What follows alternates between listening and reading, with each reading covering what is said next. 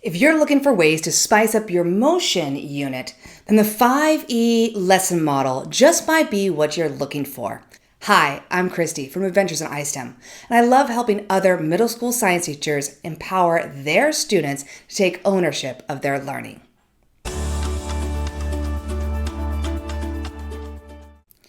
Now, with the 5E model, it automatically lends itself to helping the students take ownership of their learning. The students are the ones who are working through the problems and figuring things out as you kind of guide them along the way. And when we start off with the 5E model, we want to start off with some engagement activity, something that's going to get them interested in what you're learning about. And this is usually just a quick, maybe 5, 10, 15-minute activity.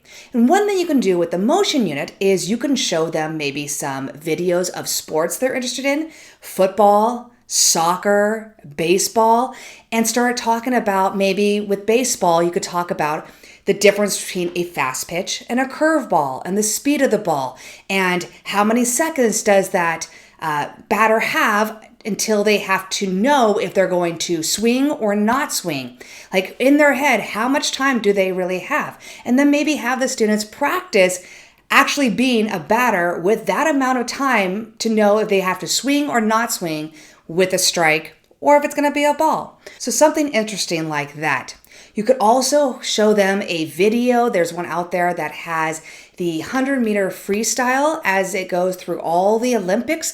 And so you can see how technology and our materials that we use in our swimsuits kind of plays a role in how fast these swimmers can become over the span of the years of all the Olympics. So that's another interesting way to hook the students and get them talking about motion, speed, reference point, velocity, acceleration.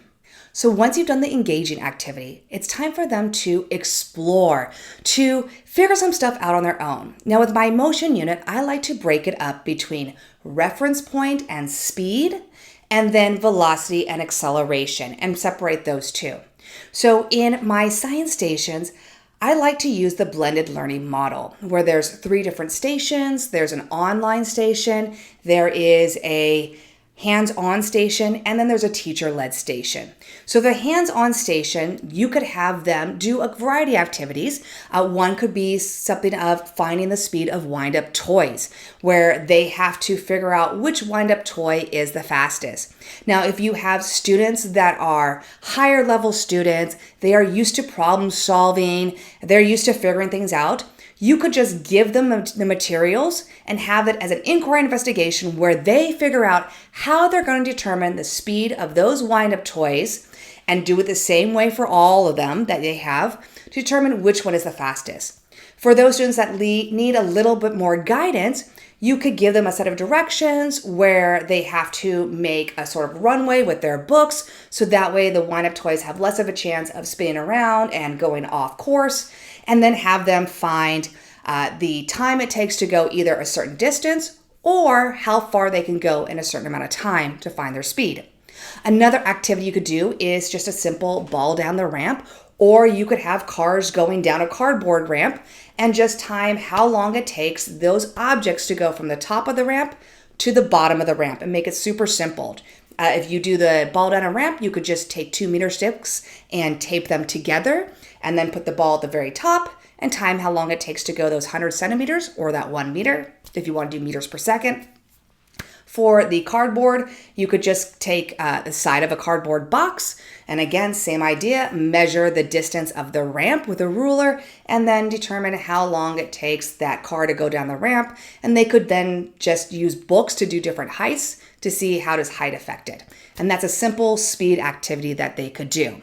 Another one they could do is they could do different speed activities, I should say different motion activities, where maybe they have to find how fast it takes to either hop or do lunges or do backwards walking or heel-toe walking to get from one place to another and which type of motion is the fastest. So they can do something like that.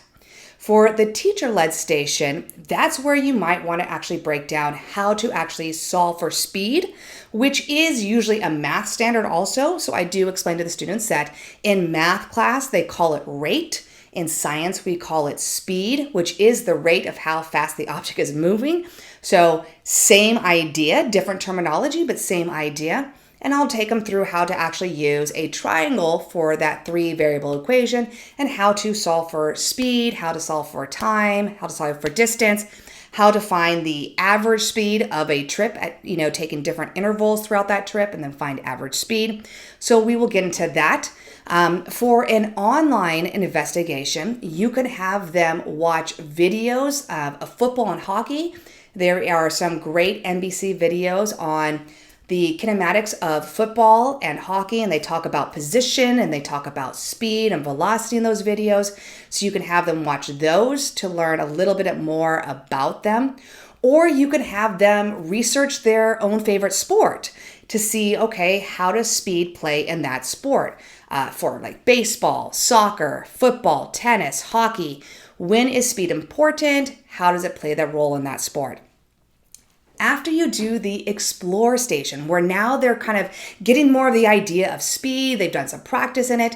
Now it's time for the explain station, where now you are making sure that they understand what this concept is all about. So for me, again, I do the explore and then I do the explain for my speed and reference point, and then I'll do the same thing for acceleration. So I'll get there soon, don't worry. So with the explain station, you have different options. You can do your PowerPoint presentation and take them through it. You could have them read the textbook. I like to offer choice, so my students can either watch a video where they learn about the information in a short minute-and-a-half video that talks about what speed is and how to calculate speed and has a little practice problem for them, and then they take notes on it. Or they can do a little quick 1-page reading on speed again, average speed, how to calculate speed, and take notes on that. So that's what I do for my students on that part. And then they take a little quiz before we move on to the next section. Now, once we do our speed, we've done the explore and the explain, we move on to acceleration for a time being. And with acceleration and velocity, again, I start off with the explore, and it go back to that explore station. Remember the phases, those 5E model phases, you can kind of go back and forth. They don't have to go one after another, and that's the time frame. You can kind of mix it up a little bit. So I do go back to explore, but now we're exploring velocity and acceleration. So once again, different activities that you can do for your science stations. That's what I like to do and the 3 stations with the blended learning, again, it's a teacher-led station where I have maybe 12 students I get to work with, which I can really hone in on what those 12 students need and make some, questions based on their needs. And then there'll be an online station and a hands-on station. So with the hands-on station, again, you could bring back that ball down a ramp or object down a ramp. However, this time what you do, instead of having them just find the speed as it goes down the ramp, what you can do is put another meter stick at the end. Now you have them find the velocity of the ball as it goes down the ramp, and then the velocity of the ball as it goes past that next second meter. And then they can get the overall acceleration from the top of the ramp to that second meter stick and learn how does height affect the actual acceleration of the ball.